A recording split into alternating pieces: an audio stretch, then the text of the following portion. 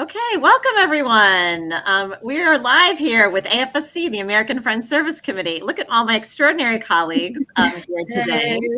Hi, friends. I'm so excited to be joined from colleagues from all across the country. My name is Kristen Kumpf. I have the honor of being the Director of Human Migration and Mobility here at AFSC, based out of Washington, D.C.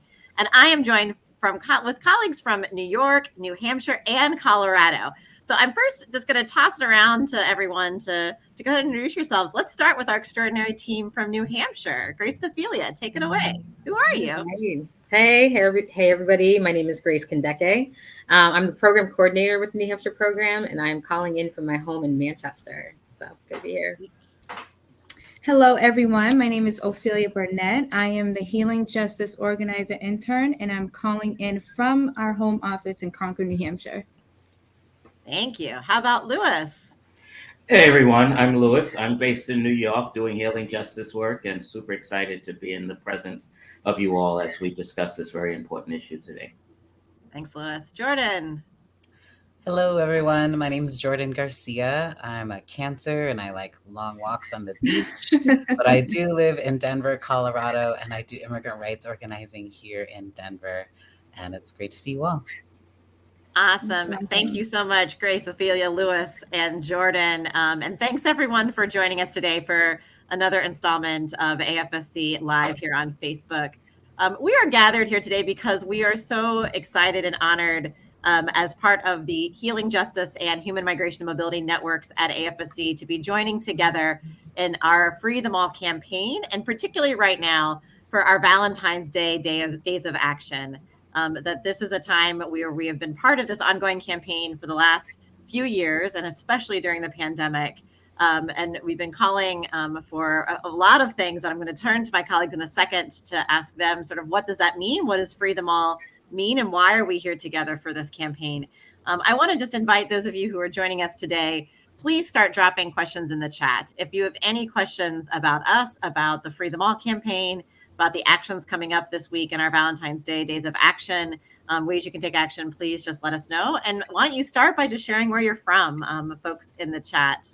So wherever you're joining from across the country, around the world, we'd love to hear from you. So first, friends, I just would love to hear, what does Free Them All mean? We use that a lot in our work coming together across Healing Justice and our Human Migration Mobility Networks. And I know that means a variety of things to different folks. And so would love to just hear, what does this campaign mean for you all? And why don't we start with Lewis, who is the fearless director also of the Healing Justice Network. So Lewis, what does the Free Them All campaign mean to you? It means a number of things. I think most importantly for me, it means doing what is right. We have created a system that has thrown away way too many people for reasons that don't make any sense. And we're doing it in an environment that is deadly. And so as we look at ways to respond to conflict without punishment and retribution, we have to remember those we've already subjected to incarceration. And to endure incarceration at any time is horrific, but to endure it during a pandemic where death and infection is just rampant across these carceral states and systems and places, it's incumbent upon all of us who are people of goodwill to really step into this commitment to protect and free those who we've otherwise decided aren't worth our attention. And so I do this work to challenge all of us to free ourselves from the desire to punish and to free those we've already punished. Thanks, Liz. I feel like that's such an important remembrance that this is also about freeing ourselves, and especially freeing those who are incarcerated, which I think the latest numbers show that we have over 1.8 million people incarcerated in this country. It was one of the highest incarceration rates in the world. And so we know we have so much work to do around freedom and freeing people. Ophelia, I'm wondering if you want to share what Free Them All means for you and why you're part of this campaign. I'm definitely going to go off of what Lewis just said, because I'm a perfect example for, Free Them All, because I try not to say unfortunately, because, I will say I have been incarcerated before. So because of that, and it has made me the strong individual that I am today. So, I won't say unfortunately, but Free Them All, it does mean a lot to me, especially with the Valentine's Day action that we have coming up here in New Hampshire on the 12th, coming up Saturday.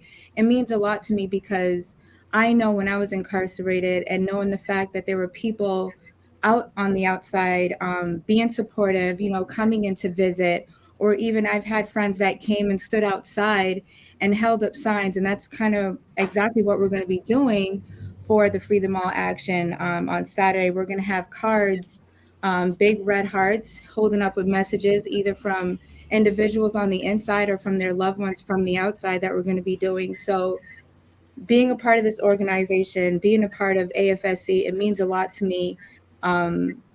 So I'm sorry, I'm just trying not to get emotional over it, but it does mean a lot to me being a part of this organization. So that's what that means to me. Thank you for sharing that, Ophelia, and for sharing your own personal story. And it's extraordinarily powerful to hear not only what you shared about what that meant for you being incarcerated, but also what it meant for you having people on the outside, and how important that was. Yeah, for you to go feel ahead and get emotional. It's supposed to be powerful, right? That's Yes, right. yes, you're right. Thank you for that. Yeah. What about for you, Jordan? What does this mean for you and the Free Them All movement mean to you?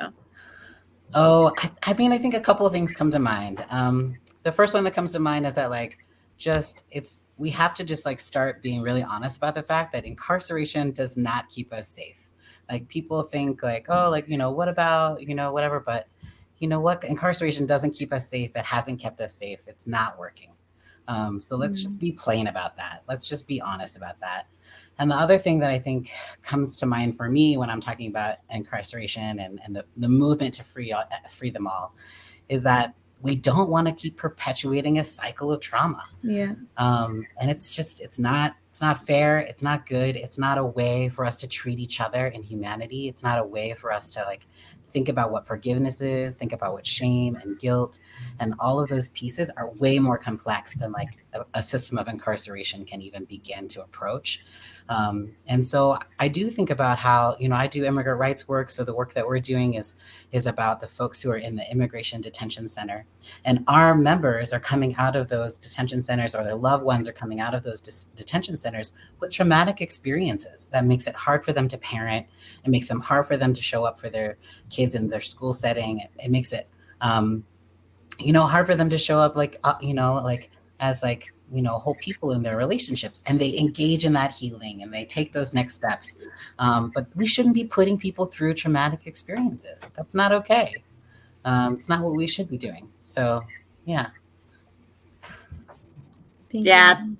Thanks, Jordan. I mean, and I think that, gosh, that's so powerful that this is not just even about technical freedom. And I think it's back to what Lewis said, is about how are we freeing ourselves, and also what's the trauma that we are inflicting on people and families. And I think something you mentioned, and I think often when people think about incarceration, they don't think about the range of all the ways that we are incarcerating people in this country, which also is about impacting immigrant communities who are here arriving, and some of whom have been here for years and decades. And so there's we here at AFSC believe that all people deserve dignity, and all people deserve to be free. And I think that is why both our immigration network, our Human Migration Mobility Network, and our Healing Justice networks have joined together in this, because there's so many intersections. And I know that's something that's been super incredible with the work you all have done in New Hampshire, Grace, of really bringing together a diversity of movements and peoples and communities. So I'd love to hear how that works for you all. What does this mean for you personally, you in New Hampshire, how you all are organizing up there to free them all? Yeah, definitely. Free them all for me is really about confronting what systems, ongoing systems of oppression, and where they come from and how they continue to affect us and how they intersect with one another. And I think that one of the ways that I approach this work and have felt my way through this work is by seeing how the problems that we're trying to solve, the social problems that we're trying to solve, so often incarceration is the answer, is used as the solution, and it doesn't solve the things it says that it's going to solve. And then what we are stuck in is this perpetual cycle of trauma, of oppression and trauma and degradation. And it brings us down. It seems so simplified, and it's not. It's deeply complex, but it does not move us into being in healthy relationship, not only with one another, but within our actual systems as a collective. And so the work that we do in New Hampshire is we're a multi-issue program. So we look at, we advocate at economic justice level. We advocate within the immigration system for immigrant justice. We advocate for racial justice and for abolition, and working through and towards a better understanding of what that means, what it means to be an abolitionist, because we can see how all of these systems of oppression, they intersect with one another. They perpetuate injustice, day-to-day injustice, people trying to survive, access healthcare, access the social supports that individuals and families need, and a collective needs, so that as we are in relationship to one another, this is also about how the state is in relationship with the communities that it serves. So it means a lot, and it's deeply complex, and it's deeply it forces us to confront who we are at so many levels, because I keep thinking of these words from Niall Fort, a speaker that we had at our last event, who told us that these are not problems to be solved, but a crisis to confront. And if we are to confront that crisis of people suffering and individuals and families and communities being harmed, and their profit being made off of their harm, and the violence that's being perpetuated against them, then we're really confronting something that requires us to, exactly like Jordan said, take a really hard, honest look at the systems that we have in place and what they actually do to people, and to people, to families, to communities. That was perfect, Grace. I love it. It kind of goes back to the conversation me and Grace was having this morning. They just feel like throwing people in prison or jails and just throwing away the key is going to help the problem. Say if, someone that, abuses drugs and things like that, in my opinion, I feel like, no, I feel you should, give them a rehab, because if you're not fixing the problem from the root, they're just going to keep on reoffending.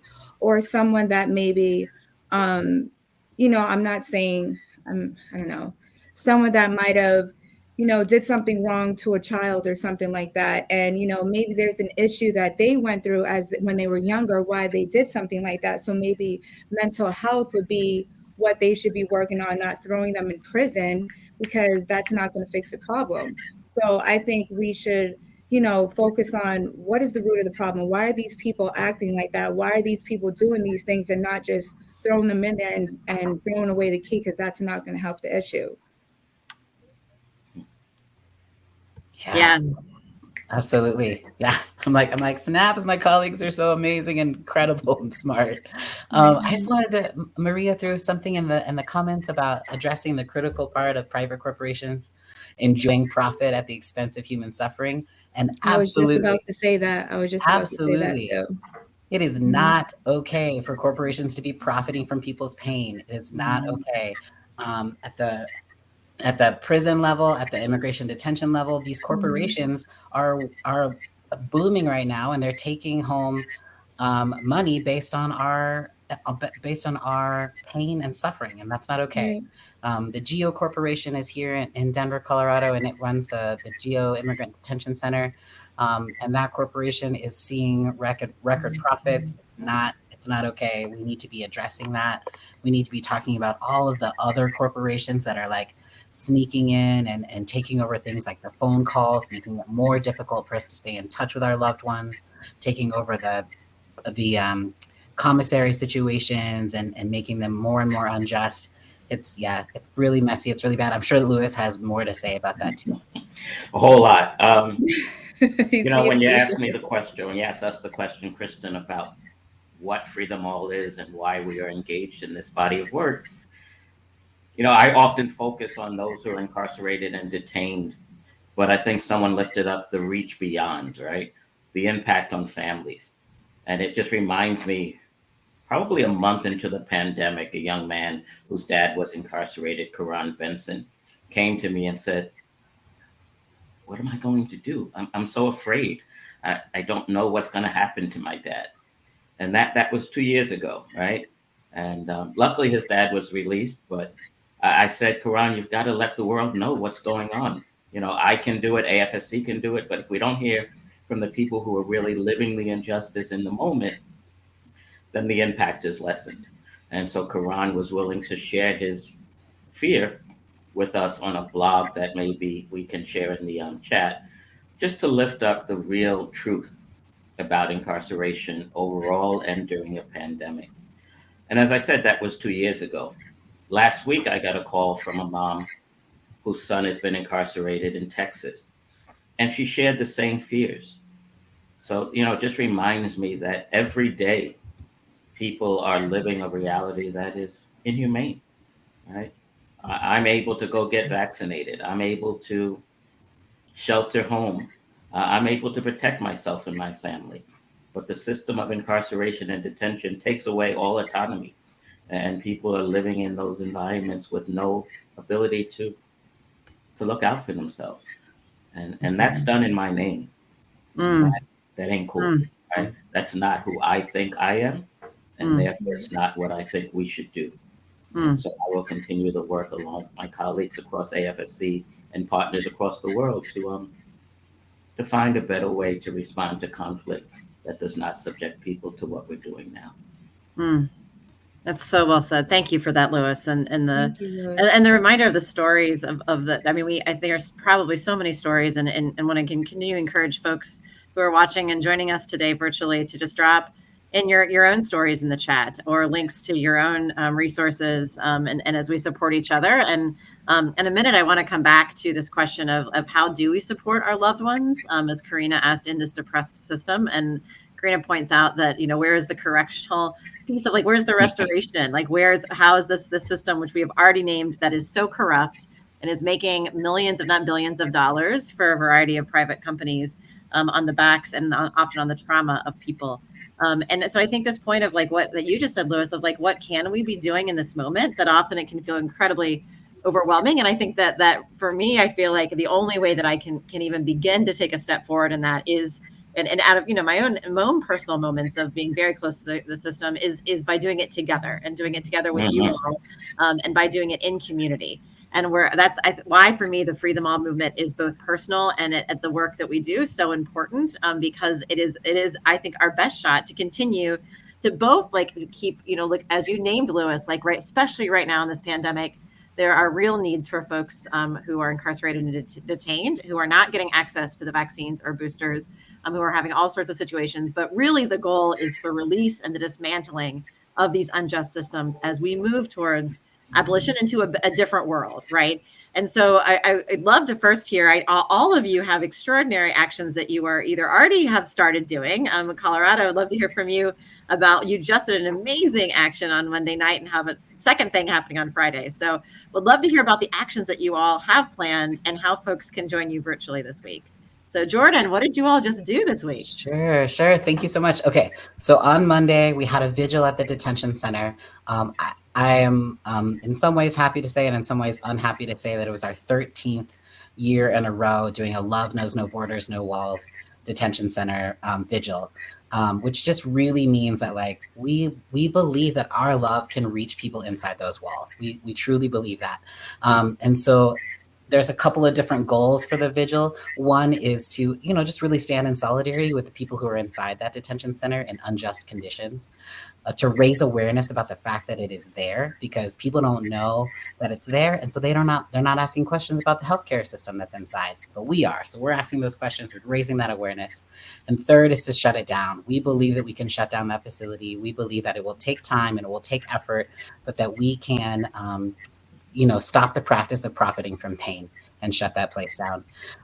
One of the things that's kind of an action, and it's interesting because we kind of see it as a little bit of a meditation, but we do invite people to make Valentines for people who are inside. These are actually made by kids at this school at the school of one of our colleagues in Arizona. I know they're beautiful, right? There's Oh, I wow. literally, you guys, I literally have like 600 of these like across my kitchen table and counting them and checking them.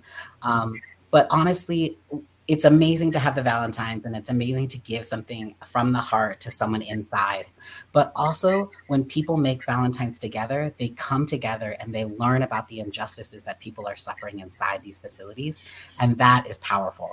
That is powerful for them to come and be like, like little kids coming together. Like, this is like little kids painted this, saying like, actually, we don't think it's right for people to be inside a facility away from their families at a time when I get to celebrate Valentine's Day with my family. There are people inside who can't, and that's not fair. And it's great to instill that at like a young age, and also like as adults coming together and saying like, I'm going to make something beautiful because somebody inside needs my love right now.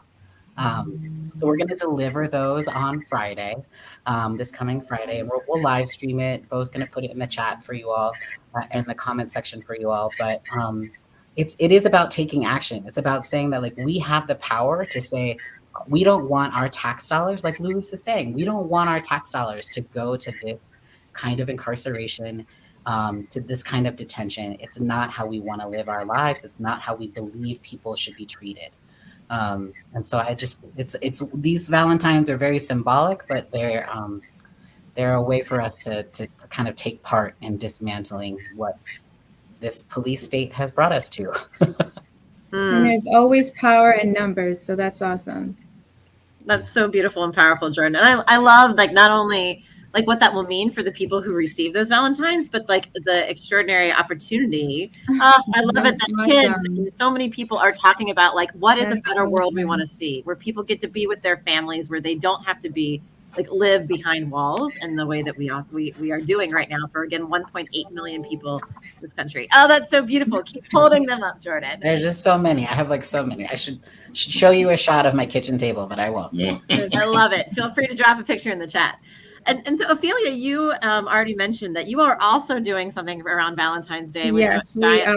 Tell us about what you. So we were unfortunately, they are not doing. The last time I checked, they are not doing visits at Valley Street right now. So doing this, going there, having people come, loved ones, or just anyone in the community that can come there. Just us being out there. We have these heart-shaped cards, like I said, and we're going to be holding them up from people in the community or anyone that's knows someone that's been in Valley Street, or if you've been in Valley Street yourself. I didn't know if I mentioned it before, but it's the Valley Street Jail in Manchester that we have here. And we're just putting messages on there for their loved ones and just showing them that even though you're in there, there's people out here that are letting you know that you're not being forgotten. So we're just putting messages on there, just showing them support. And the fact that they're not having visits right now, it's just letting them know that we're here for you and we're showing you love. It's going to be live streamed. We're also, we sent out flyers on Facebook, on everybody's social media, that you can either call my phone. We're going to have it live streamed. You can call my phone while it's going on to leave a message while it's going on. We're going to be reading out the messages while it's going on as well. Hopefully they can hear us. I don't know if they're going to be able to. But like I said, we're going to be reading the messages while we're there. And we're going to try to see if we're able to march around the jail so that everybody from all sides of the jail will be able to see us with those cards, with the messages on the cards. Well, that's so powerful, Ophelia. And I think it's beautiful, but there's multiple ways for folks to get messages and receive messages and get messages out. Grace, I wonder if you could share more about how this action on Saturday fits in with your all's overall work on Free Them All, what some of your hopes are for what you all are doing there in New Hampshire. Yeah, for sure. And I want to speak to it and also answer a couple of folks' questions about like, how do we put the correctional back in corrections? How do we invest in, in systems that actually heal and not harm? And we're trying to do this in multiple ways. I mean, public advocacy for sure. I mean, reaching out to our lawmakers to be clear about what we want to see, what we want to fund with our public dollars, the education and the healthcare, and not the, extra equipment for, for police departments and more ways of funding into that system, as well as, because we're also talking about immigration and the detention system and the ways that is used to make profits. So definitely advocacy. Also, for sure, sorry, I'm losing my train of thought a little bit. I apologize. But showing up for these actions. I mean, we invite people to connect with us, to reach into the prisons and jails and detention systems in your area, finding opportunities to write to people and to connect with programs that are trying to support folks that are on the inside. So some of the stuff that we're trying to do really revolves around how do we bring the community into this work? How do we build off of what people are saying that they need as well? Like, what do folks who, when they come out, what are the supports that are necessary to help people transition back into being in community, being in the community? And we know that with some of the work that we do, especially around, the visitation program that we co-do with other partners, that it is so important to be able to understand what individuals are looking for, what their families need, and building. And it's possible people want to help if they know how to help. And so those are the things. People have the ideas. There are organizations that exist, and we need to be pushing our elected leaders to be funding and investing in those systems and the public health supports and the public supports that we need, and not the other end of it, which is, incarceration and enforcement and punishment. Go, Grace, go. And there's so many important things you just said there about how do we reach out to folks in our communities, find out who is incarcerated, how we can support folks, how we can support folks coming out, and what that means to be supporting folks coming out. And also, how are we calling on our public officials to stop incarceration in our communities and to invest those dollars elsewhere? And I know, Louis, my gosh, you all are doing all of those things, and particularly providing that in the framework right now of Valentine's Day with your multiple actions you're doing this week. So love to hear more about what you all are planning in New York. Yeah, thank you. So one of the great parts about working with AFSC and having such amazing colleagues is learning the ability to pivot. And so we had this great plan to stand at the bridge to Rikers Island. Rikers Island is the largest jail complex in the country, and it's unfortunately here in New York. And the vision was to provide support for loved ones who were going in and out of visiting, right? Giving them opportunities to bring Valentine's Day cards to their loved ones, to give them Valentine's Day cards themselves as they left the prison or the jail. But as I think Ophelia lifted up, the pandemic has shut down these carceral settings, and people aren't allowed to visit their loved ones. So we wondered, how best do we continue this important work with that challenge? And in conversations with partners, we realized that, yes, freedom is super important, but as people leave these carceral settings, what are they leaving to? Right? Freedom without support is as dangerous and as debilitating as being incarcerated or detained. And so we decided that for 4 days around Valentine's Day, starting on February 11th and going through February 14th, we will be at the bridge to Rikers Island, welcoming people who have been released, and welcoming them with an expression of love that will be careful, right? It will be filled with a care package that we now have been able to include 100 COVID-19 testing opportunities, some candy, an opportunity to give candy to someone when they get back to their community, and a welcome home Valentine's Day card. So we are hoping to run out of our care packages on the first day and figure out what to do the next, but we are prepared to welcome everyone who was released from Rikers Island during those 4 days with our expressions of love and care. And it's so important. When you are removed from community, getting back is hard. And that's what jails and prisons and detention centers do for us. They separate people from community, not just during their time of incarceration, but for years after, because of labels and assumptions and just the challenges of reentry and reintegration. So we'll be at that bridge, and we will welcome as many people as the system releases during those 4 days. Louis, I had a quick question. Are you guys able to find out ahead of time either who's in Rikers or who's getting out that weekend or a weekend before? Are you guys able to access a list by any chance? The answer is absolutely no. I figured that. Almost all incarceral systems rely on safety Yeah, that's what I and thought. Yeah, security as the reason to it's kind of like a hide the security truth. breach. Yeah. And so we will not know how many, if any, will be released, but we will be there for each and every one. Okay. Thank you. That's so powerful. Louis, I'm so inspired and wish I was closer to New York to come That's stand with you. awesome. That's awesome. And wish I could be at all everyone's actions. I'm wondering as we come close to wrapping today, that if I would love to hear from all of you and just have a little moment to just talk about like what are our hopes, friends? Like where do we hope? We've done a series of actions over the last several years, and as Jordan said, for 13 years, they've been doing actions on Valentine's Day in Colorado. And so I would love to hear you all just talk about like, what are your hopes for this movement? What are your hopes for freeing people and for Free Them All? And how can folks join us in our hopes? How do folks get involved in this moment and where are we going? Like I said, Kristen, like I mentioned earlier when Jordan was talking, I really feel there's powers in numbers. So, the more people that gets involved, the more that whenever we do have an action going on, the more that we get it out there, put it on our social media, put it on, let people know that's in our family and just talk. If you meet someone, hey, I have this going on. I just feel like the more that people know about it, the more that, because everything that we do, we obviously have a passion for it. So if we have a passion for it, show that, express that, let people know about what we have going on. And the more that people know about it, the more that we're making noise and people would see and know how serious we are about everything that we're doing. So my thing is about making awareness, letting people know about it, and getting everything that we're doing out there. Awesome. Thanks, Ophelia, which you all are doing today and in Yes. all of the actions this week in a really visible way. What else, friends? What other hopes do you have?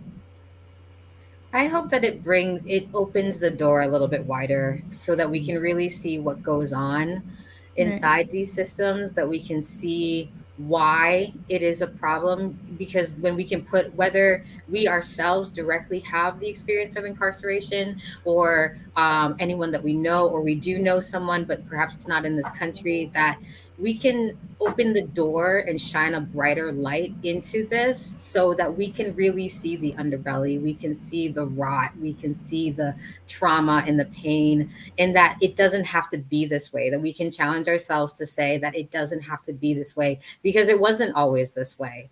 Prisons as we know them are a relatively modern invention. And we can learn, we can do better, we can evolve. If we can hold computers in our pockets, we can find better ways of holding each other accountable. So I hope that these events do just are invitational and bring people in, and give Exactly. and challenge people and inspire them and urge them to take a look and join us. Yeah, absolutely. Oh, that's so beautifully said. Yeah, I mean, I think a hope for me is that our immigration processes are based on support, not punishment, that people are given access to resources and community and legal support that they need, and no one's deported, that people's basic needs are met, and that everyone has access to housing and healthcare and education and healthy food, employment, environmental protections, but also joy, really people have the ability to determine their futures. Yeah, so those are the things that I hope for, that we're working towards. It's nice to have something to work towards. Yes. Yeah, thank you. What about you, Louis? What are your hopes? Yeah, I think my greatest hope in all that we do around Free Them All is to invite people to take the journey that I took in my personal life on these issues. I wasn't born believing that prisons were wrong. I wasn't raised believing that incarceration wasn't the best way. And it's been a journey, and it's been a difficult journey for me to reach the point where I now believe that, what we're doing now is nothing but inhumane and wrong and unproductive and does not have the impact that we want. And so I hope that every moment that I have, I bring attention to these issues so that others can look within and figure out, where do I stand on this? So often when I'm engaged with key decision makers, politicians, practitioners, they say, but you're not speaking what the people are saying. And I'm afraid they're telling the truth. And so the real challenge, I think, for all of us is to reevaluate where we are as individuals. And once and if and when we get to the point where we realize that I do not want this done in my name, then we scream it as loudly as we can. And I think that that's my goal. Wow. That was amazing. You always move me, Lewis. I'm so touched by your words, by all of you today. I can't say how grateful I am. I'm so moved. I can't tell you how grateful I am to be in this work with you. Oh, that's awesome. I know it hits all of us personally for different reasons, and it's such an important time to stand together. And I just want to say, like, as we get ready to close today, and again, the invitation is for all of you all watching to join us too. That, as folks have already said, if you don't know people who are incarcerated in your communities, I guarantee you that friends or neighbors or friends of friends could use your support. And they could use your advocacy and your voices. I think what you said, Ophelia, about sort of, using the power that we have to come together. And so invite you in these days when we are celebrating love to also think about, like, love across walls, love beyond walls. What does it mean to find the places where we can provide care? To again, check out the website that has been dropped in the chat and join us in our Free Them All movement. There will be future Facebook Lives and webinars and other resources that you all can use. Also, this is a moment to call on our elected officials to do something different, to use their voices based on what we are saying with our voices, to actually invest in our communities and not to continue to put that money towards incarceration and detention. And so there is an action alert also in the chat that you all can go to, that you can call on our governors, on the Bureau of Prisons, on Immigration and Customs Enforcement, to do something different. I remember one of my favorite actions over the last couple of years was something the Denver office did, where they actually, I think in front of the Aurora Detention Center, where you all asked people to vote with their actual hands. Jordan, could you just share that story very quickly? Because that's so powerful, of, like, for people to actually show with their bodies and their hands what they want to invest in versus divesting in. Okay, so we printed out a bunch of, like, fake money with, like, I think it had Harriet Tubman on it, and then we gave everyone about, like, $6 billion, and then we put out a bunch of bowls that people could, like, put where they wanted to put their money, and nobody put their money in the red bowl for incarceration and detention. And the one that got the most interesting, the one that got the most money, which was, like, I think like $39 billion or something, was housing. And the one that got the second most was art. and then it was like evenly split between, like, education and healthcare, but, like, housing was number one. That makes sense for Denver. And then art. I was like, yes. That's great. That's awesome. There it is. And that is how we use our love to actually say this is where we should put our money. Friends, thank you so much. Any other closing words today before we close out our Facebook Live? Just keep doing it. Just keep working. We're going to get there someday. That's right. Wow. Amen. Well, Grace, Ophelia, and the New Hampshire team, best of luck on Saturday with your extraordinary action. Thanks for being in front of the Valley Street Jail. Lewis, thanks for holding it down, and the bridge to Rikers for multiple days. You all are so extraordinary. Thanks for all the care packages you will give. And Jordan, so many blessings with you all and the extraordinary team in Colorado with your 600 Valentines. Thank you for all of the hands who will receive those. And thanks to all of you watching today. Again, please join us in our movement to free them all. It will take all of us. And so we're so grateful that you're part of it. Go out and share some love, everyone. Take care. Thank you for having us. Thank you. Thank you, Thanks, Kristen. everyone. All the love. Take care. Bye. Bye, everyone.